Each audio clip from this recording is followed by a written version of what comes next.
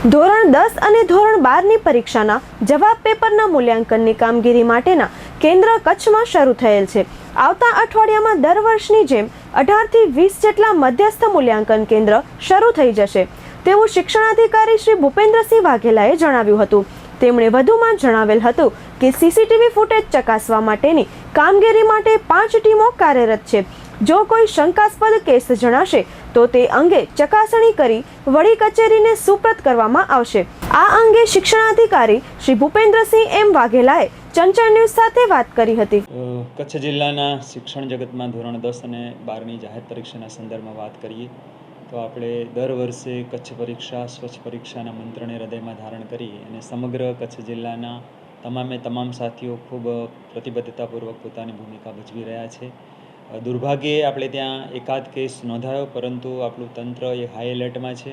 અને માનનીય collector sir, માનનીય ડીડીઓ સર અને આપણી વડી કચેરીની સૂચના મુજબ આપણે ખૂબ જ પારદર્શક અને તટસ્થતાથી પરીક્ષા લઈ રહ્યા છીએ અને એના જ ભાગરૂપે આપણે મૂલ્યાંકનની પ્રક્રિયા પણ આપણા જિલ્લામાં ક્રમશઃ શરૂ થઈ રહી છે। અત્યારે હાલ એ રીતે ધોરણ 10 અને ધોરણ 12માં કેટલીક જગ્યાએ આપણા મધ્યસ્થ મૂલ્યાંકન શરૂ થયા છે, પણ ક્રમશઃ ધીરે ધીરે આવતા અઠવાડિયામાં આપણે ત્યાં દર વર્ષે જે રીતે 18 થી 20 જેટલા સેન્ટર હોય છે એ મુજબ મધ્યસ્થ મૂલ્યાંકનની પ્રક્રિયા આપણે લગભગ તમામ વિષયો આપણને અહીંયા કચ્છ જિલ્લામાં મળતા હોય છે અને ખરેખર આ તબક્કે જ્યારે મને તક મળી છે ત્યારે હું આપણા ગુજરાત માધ્યમિક અને ઉચ્ચતર માધ્યમિક શિક્ષણ બોર્ડના તમામ સાહેબશ્રીઓનો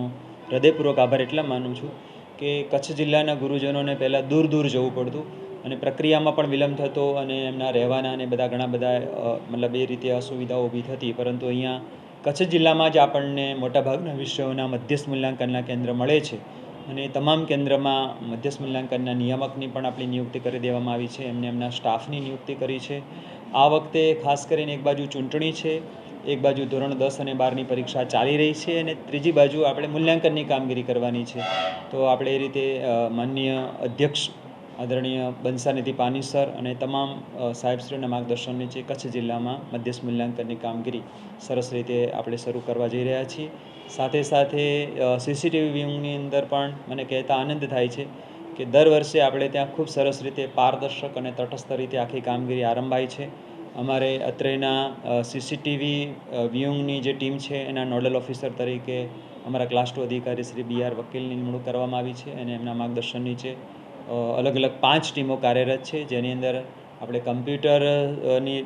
જે માસ્ટરી છે એ ધરાવતા તેમજ કેટલાક શિક્ષકશ્રીઓની સંયુક્ત રીતે ટીમ બનાવી છે અને એ ટીમ આપણે જે રોજ જે તે શાળામાંથી જે તે કેન્દ્રમાંથી આપણને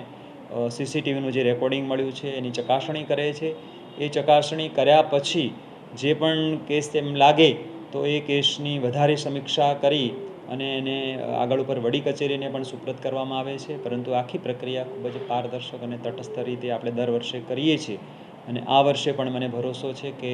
આપણા કચ્છ જિલ્લાના બાળકો ખૂબ સરસ રીતે પરીક્ષા આપી રહ્યા છે, ત્યારે લગભગ આપણે ત્યાં કોઈ ઇસ્યુ નહીં થાય, છતાં પણ ટીમ ખૂબ સરસ રીતે કાર્યરત છે।